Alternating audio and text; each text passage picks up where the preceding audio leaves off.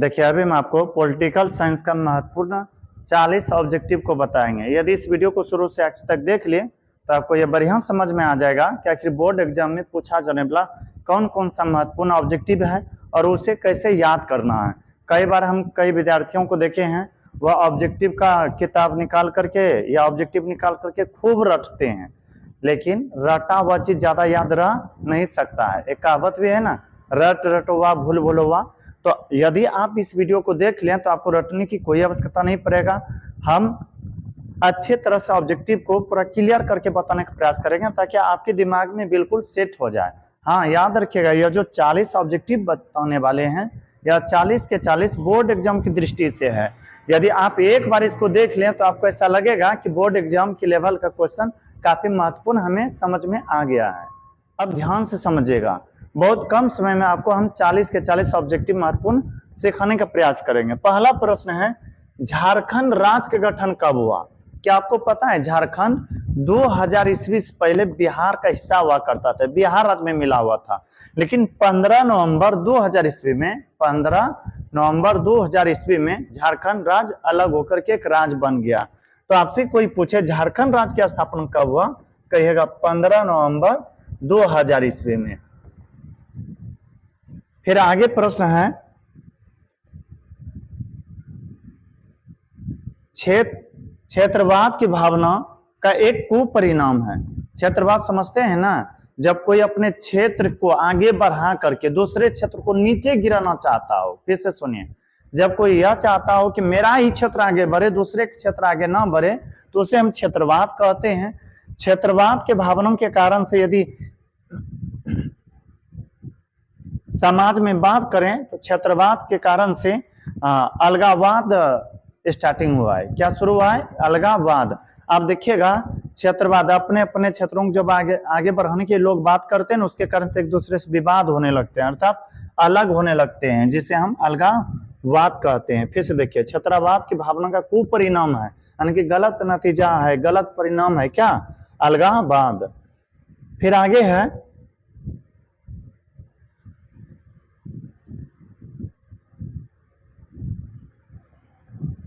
है, भारतीय संविधान के अनुच्छेद 19 में देश के सभी नागरिकों को कौन सा मूल अधिकार दिया गया है?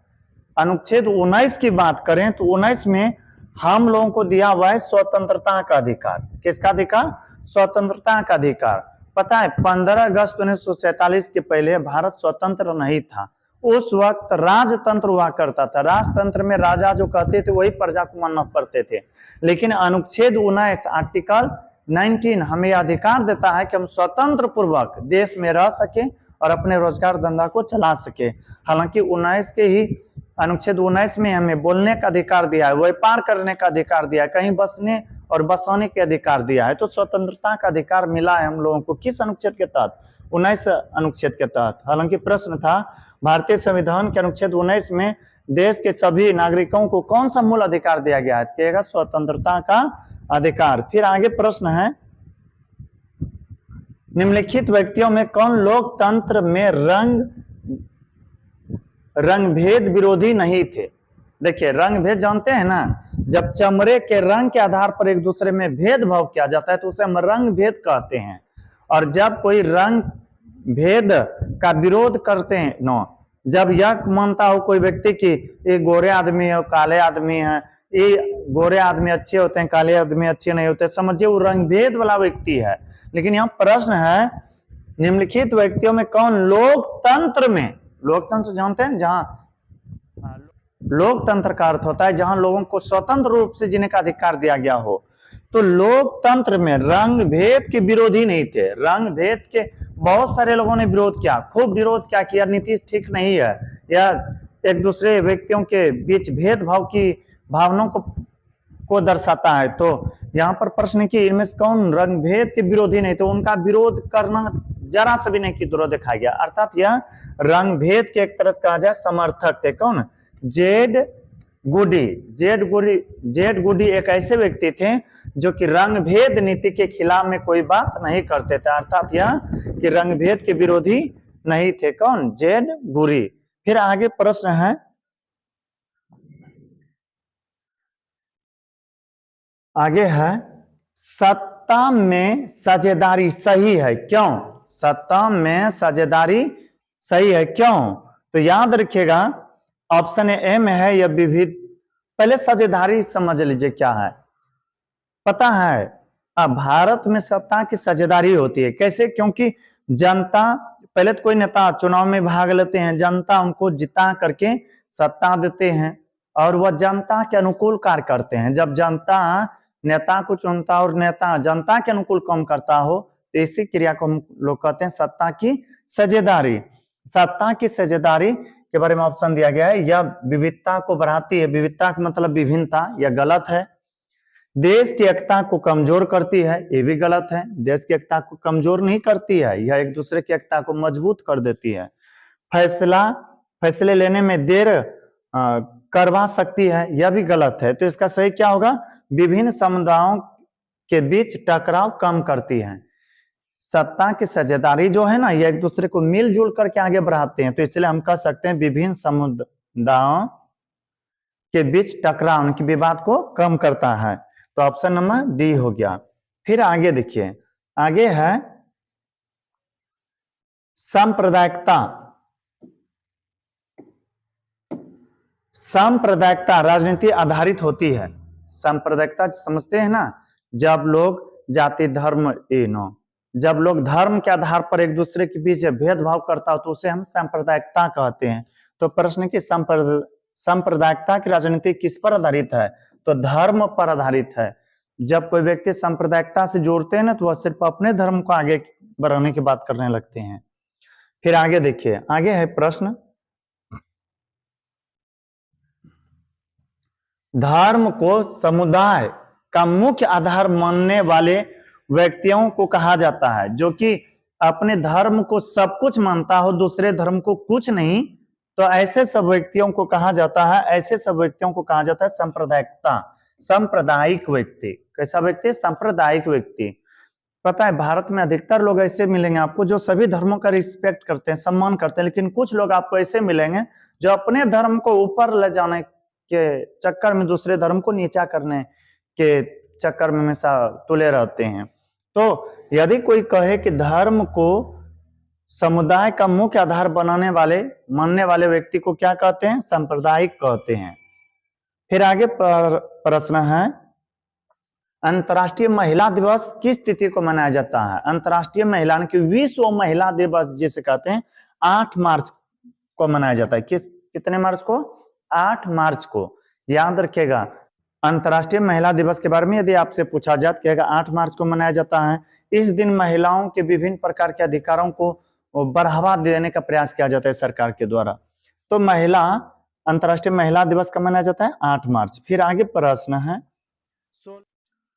लैंगिक विभाजन का अर्थ है। लैंगिक विभाजन समझते हैं? जब लिंग के आधार पर, स्त्री पुरुष के आधार पर समाज को बांटा जाता हो, स्त्री पुरुष के बीच भेदभाव किया जाता हो, तो उसे हम लैंगिक विभाजन कहते हैं। लैंगिक विभाजन का अर्थ होता है स्त्री पुरुष के बीच जैविक अंतर, स्त्री पुरुष के बीच कह सकते हैं भेदभाव करना।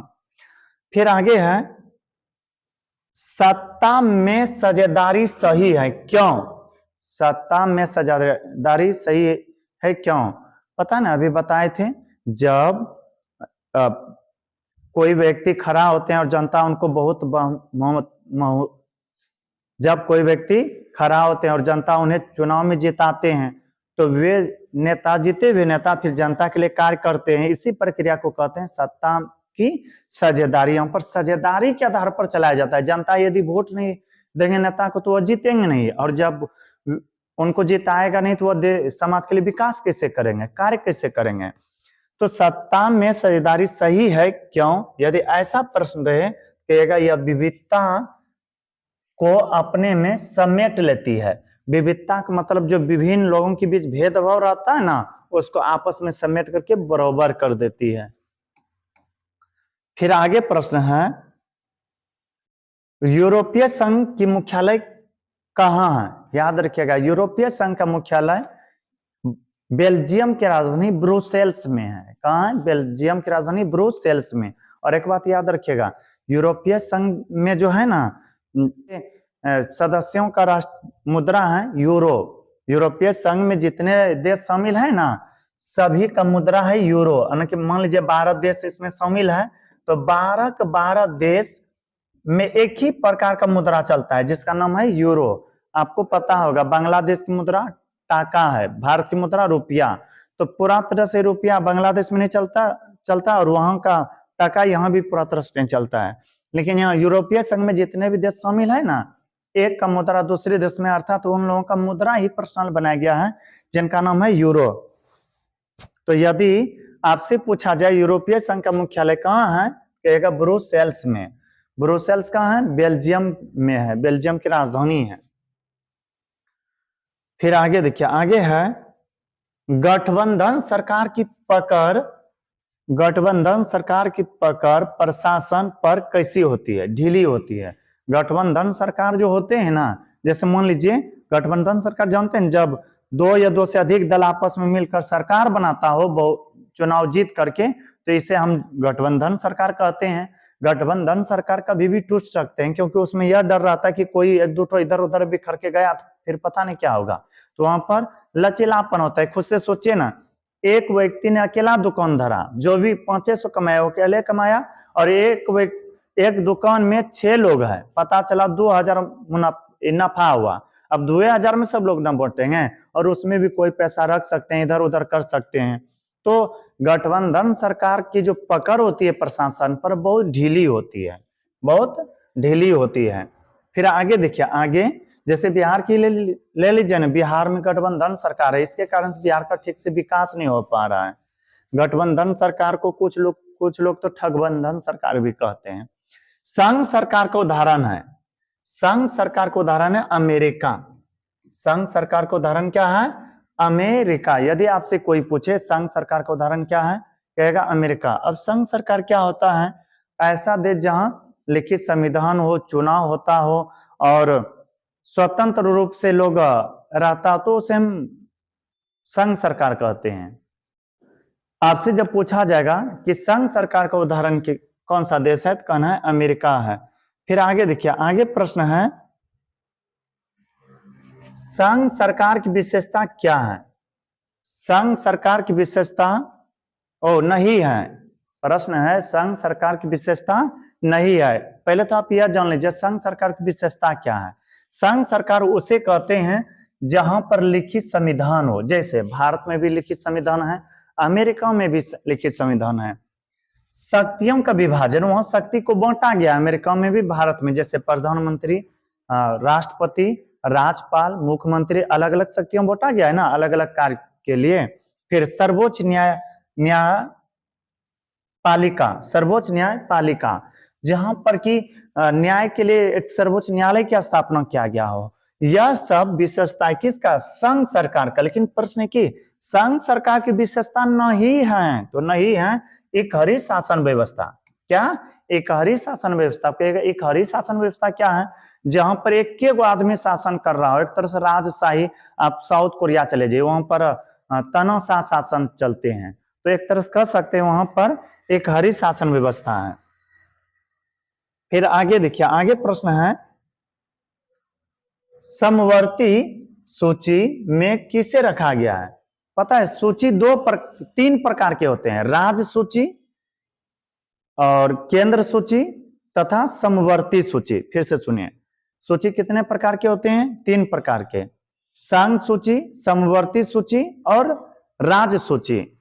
तो राज्य सूची उसे कहते हैं जो राज्य से संबंधित होते हैं, राज्य के लिए कानून बनाते हैं। संघ सूची या केंद्र सूची उसे कहते हैं जो केंद्र सरकार के लिए काम करता है। समवर्ती सूची उसे कहते हैं जो राज्य और केंद्र दोनों को आपस में जोड़ता हो, दोनों के लिए कानून बनाता हो। जैसे बिहार पुलिस, बोले केंद्र सरकार का काम है चलाना, नहीं, ये राज्य सरकार का है। आर्मी राज्य सरकार नहीं, केंद्र सरकार कंट्रोल इस पर करते हैं।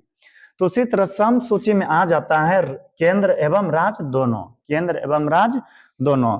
फिर देखिए, आगे प्रश्न है भारत का राष्ट्रीय पक्षी क्या है? ये भी प्रश्न कई बार पूछा गया, तो याद रखना है भारत का राष्ट्रीय पक्षी मोर या मयूर है। भारत का राष्ट्रीय पक्षी क्या है?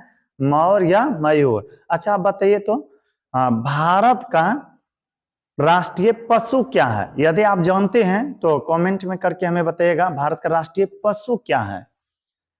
फिर आगे देखिए, आगे प्रश्न है भारत में किस प्रकार की शासन प्रणाली है? बोलिए, राजतंत्र है कि लोकतंत्र? कहिएगा यहां तो राजा है नहीं, तो क्या होगा? लोकतंत्र होगा। लोकतंत्र में यदि हम चर्चा करें संघीय और संसदीय शासन प्रणाली है, संघीय और शासन प्रणाली है। तो आगे देखिए, आगे प्रश्न है भारत में कितने केंद्र शासित प्रदेश है? आपको पहले तो यह बात जानना है, भारत राज्यों का संघ है। भारत में 28 राज्य है। कितने राज्य हैं? 28। और केंद्र शासित प्रदेशों की बात करें तो 8 है। कितना है? 8। यदि केंद्र शासित प्रदेश पूछे कि कितना है भारत में, कहना है आपको 8। फिर आगे देखिए, आगे प्रश्न है भारत में कितने राज्य हैं? अभी तो बताए थे भारत में राज्य कितने हैं? 28 है। फिर आगे है प्रश्न बिहार में कितने जिले हैं? याद रखिएगा, बिहार में वर्तमान में 38 जिले हैं। कितना जिला है? 38 जिला। फिर आगे प्रश्न है संविधान के अनुसार, संविधान के अनुसार भारत है, संविधान में कहा गया है कि भारत राज्यों का संघ है। राज्यों का संघ, राज को जोड़ करके ये देश बना है, राज्यों का संघ है। फिर आगे प्रश्न है भारत में सर्वोच्च न्यायालय के मुख्य न्यायाधीश की नियुक्ति कौन करता है? पता है, प्रधानमंत्री जो होते हैं ना, उनका नियुक्ति करते हैं राष्ट्रपति। यदि आपसे पूछे कि सर्वोच्च न्यायालय के मुख्य न्यायाधीश, मुख्य न्यायाधीश एक तरह सबसे बड़ा जज होता है, उनका नियुक्ति कौन करता है? तो कहिएगा राष्ट्रपति। कौन? राष्ट्रपति। राष्ट्रपति ही मुख्य न्यायाधीश को शपथ ग्रहण दिलाते हैं। फिर आगे प्रश्न है पटना नगर निगम, पटना नगर निगम में कितने वार्ड है? पटना के बारे में चर्चा करें तो पटना नगर निगम में 75 वार्ड है। कितना वार्ड है? 75 वार्ड। अब कहिएगा वार्ड क्या होता है? आप जिस गांव में रहते हैं ना, एक बार सोचेगा तो आपको पता चलेगा 4 नंबर वार्ड है, 5 नंबर है, 17 नंबर है। उसी तरह से पटना जो नगर निगम है उसमें कुल वार्ड है 75। फिर आगे देखिए, आगे है ग्राम पंचायत का कार्यकाल कितने वर्षों का होता है? आप खुद से सोचा के क्षेत्र में जो मुखिया सब बनते हैं कितने साल के लिए? 5 साल के लिए। ग्राम पंचायत भी किस साल के लिए बनते हैं? 7 साल तो चुनाव होते हैं, तो 5 साल के लिए ही। यदि आपसे पूछा जाए कि ग्राम पंचायत का कार्यकाल कितने वर्ष का होता है, तो कहेगा 5 वर्ष का। फिर आगे प्रश्न है जिला परिषद का कार्यकाल कितने वर्ष का होता है? जिला परिषद पूछे, ग्राम पंचायत पूछे, मुखिया पूछे, पंच, सरपंच, ये सब का 5-5 वर्षों का होता है कार्यकाल। फिर आगे देखिए, आगे प्रश्न है बिहार में पंचायती राज व्यवस्था का कार्यकाल, पंचायती पूछे, मुख्यमंत्री पूछे, प्रधानमंत्री पूछे, राष्ट्रपति ही क्यों ना पूछे, कहना है 5 वर्ष का कार्यकाल होता है ना, कि 5 वर्ष के लिए वे बनते हैं। फिर आगे देखिए, आगे प्रश्न है बिहार दिवस कब मनाया जाता है? पता है, बिहार की स्थापना 22 मार्च 1912 ईस्वी को हुआ था। 22 मार्च 1912 ईस्वी को हुआ था, जिसके कारण से बिहार दिवस मनाते हैं 22 मार्च को। यदि आपसे पूछे कि बिहार दिवस कब मनाते हैं, तो क्या कहिएगा? 22 मार्च कहना है। क्या कहना है? 22 मार्च को। यदि कभी भूल जाएगा ना, याद रखिएगा, हम लोग बिहार में चलते हैं दोनों पैर से, 2-2, किसी भी तरह से याद रखना है। फिर आगे है भारत में मतदान होने के न्यूनतम आयु क्या है? मतदान होने का न्यूनतम आयु मतलब आपको जो वोट देने का अधिकार मिलेगा, मतदान करने का अधिकार मिलेगा कब? जब आपका एज 18 वर्ष हो जाएगा। 18 वर्ष होगा, जैसे आप वोटर आईडी कार्ड अप्लाई कीजिएगा, फिर आपका मतदाता सूची में नाम आपका आ जाएगा। तो 18 वर्ष यहाँ पर भारत में मतदान देने की आयु सीमा है। निम्नलिखित में कौन केंद्र शासित प्रदेश है?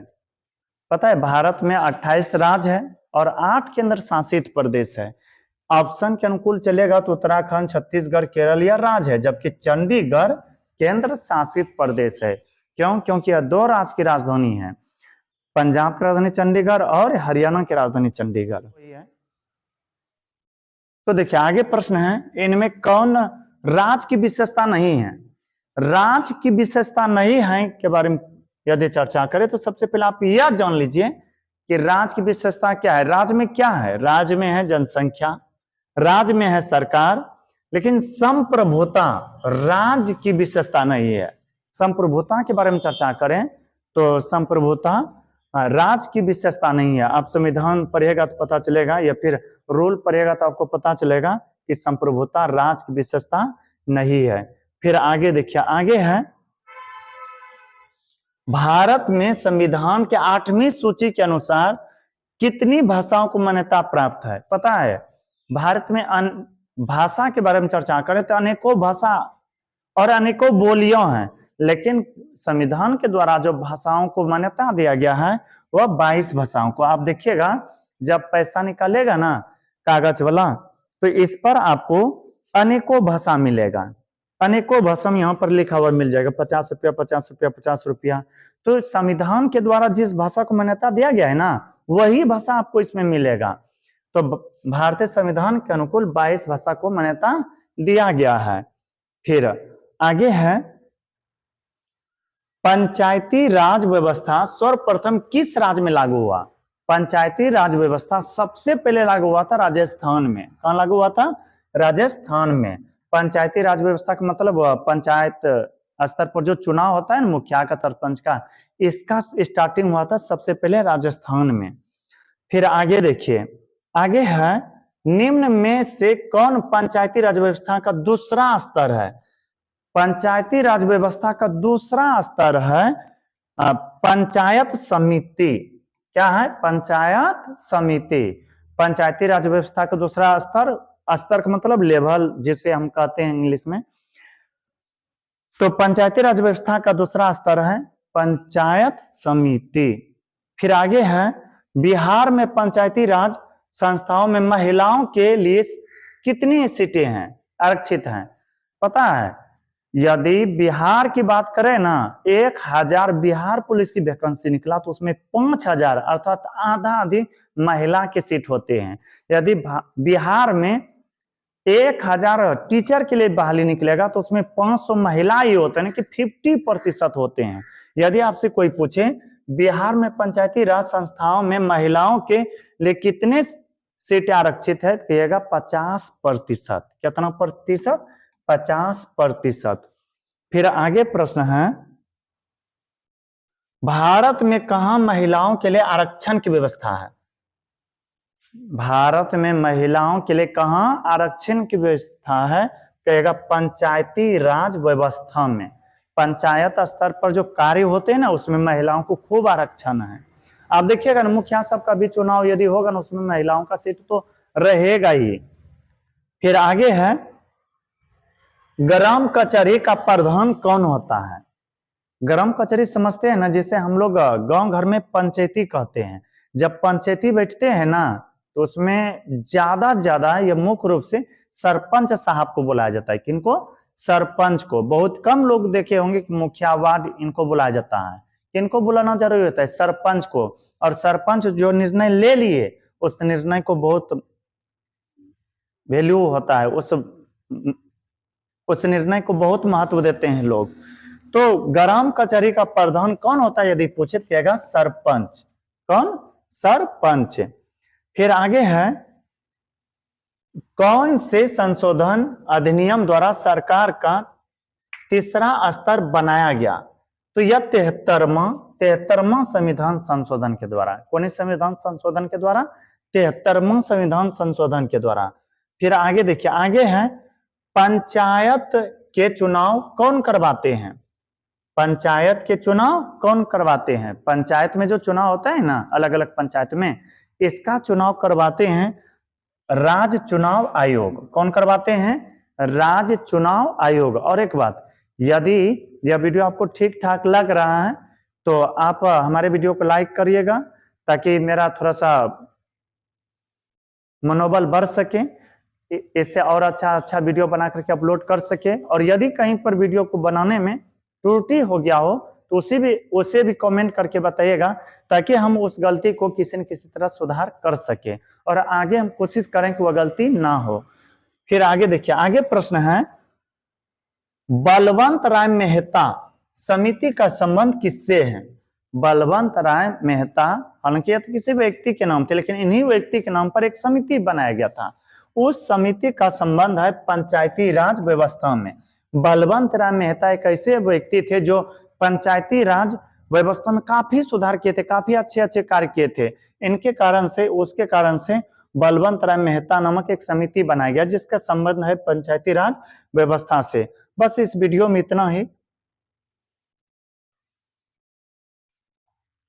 यदि यह वीडियो आपको अच्छा लगा हो तो हमारे वीडियो को लाइक करें, और अभी तक हमारे चैनल को सब्सक्राइब नहीं किए हो तो कर ले, ताकि जो भी इस तरह से वीडियो अपलोड करें वो आप तक आसानी से पहुंच सके। अब मिलते हैं किसी अगला वीडियो में, तब तक के लिए धन्यवाद।